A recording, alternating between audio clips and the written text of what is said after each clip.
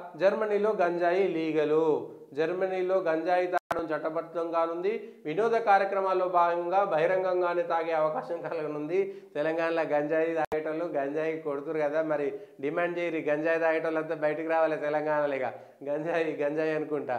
జర్మనీలో గంజాయి లీగల్ అయింది, తెలంగాణలో కూడా గంజాయి లీగల్ చేస్తారని, లేదంటే భారతదేశంలో కూడా గంజాయి లీగల్ చేయాలని ఉద్యమాలు చేసే బ్యాచ్లు కూడా బయటకు వెళ్తాయి ఇప్పుడు. చట్ట ప్రకారం 19 ఏళ్ళు దాటిన వారు బహిరంగంగా 25 గ్రాములు, ప్రైవేటు ఇళ్లలో 50 గ్రాముల వరకు గంజాయిని తాగవచ్చు. ఈ నూతన నిబంధన ఏప్రిల్ 1వ తేదీ నుంచి అమల్లోకి రానుంది. డ్రగ్స్ను నిషేధిస్తూ చట్టాలు ఉన్న యువత వీటికి అలవాటు పడ్డారని, అందువల్ల బ్లాక్ మార్కెట్ను అరికట్టడానికే గంజాయిని చట్టబద్ధం చేసినట్టు ప్రభుత్వ వర్గాలు తెలిపాయి. బ్లాక్ మార్కెట్ ఉంటే కట్టడి చేయలేరట, దాన్ని బహిరంగంగా చేస్తారట. గంజాయి తాగురపై రోడ్ల మీద తాగి తిరిగి సోలురని యూరోప్ కంట్రీస్లో ఉండేటువంటిది.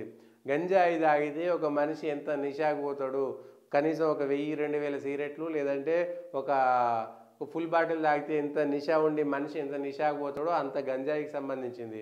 ఇప్పటికే యువత ఏ దేశాల్లో అయినా సరే, ఆఫ్ఘనిస్తాన్లో కానీ పాకిస్తాన్లో కానీ, ఆఖరికి మణిపూర్లో కూడా ఓపియం లాంటివి పండించేసి చెర్ల, ఖమ్మం, కొత్తగూడెం, చెర్ల లాంటి ఏరియాల్లో అక్కడ ఉన్నటువంటి ఆదివాసీలకు గంజాయి సాగు చేయించి డబ్బులు ఇచ్చేటువంటి రుచి కూడా ఇప్పుడు కొత్తగా గంజాయి స్మగ్లింగ్ ముఠాలు చేసినాయి. పాపం ఆదివాసులకు ఏం తెలియదు, వాళ్ళు ఏదో తిన్నదా లేదా ఉన్నదా అనేటువంటి బతికేటువంటి ఆదివాసుల చేతికి పోయింది. దయచేసి ఈ వార్త భారతదేశంలోకి వచ్చి తెలంగాణలోకి వస్తే గంజాయి మాకు కూడా అఫీషియల్ చేయండి అనేటువంటి మాట ఇప్పుడు బయటపడతారు. ఎందుకంటే అనేకమైనటువంటి కాలేజీల్లో, స్కూళ్ళల్లో కూడా ఇప్పుడు గంజాయిలకు అక్రమంగా తీసుకొచ్చేటువంటి ప్రయత్నం చేస్తున్నారు. హుక్కా సెంటర్ల పేరు మీద చేసేటువంటి దాంట్లో కూడా అనేక చోట్ల గంజాయి పెడుతున్నారు. సో యువత యొక్క భవిష్యత్తును ఛిద్రం చేసేటువంటి ఇట్లాంటి విషయాలను మనం జాగ్రత్తగా చూసుకోవాలి. ఇక గంజాయిని చేస్తే ఇప్పటికే తాగుడెక్కువైపోయింది తెలంగాణలో. భారతదేశంలో పంజాబ్, ఉడతా పంజాబ్ ఏందో చూసినాం.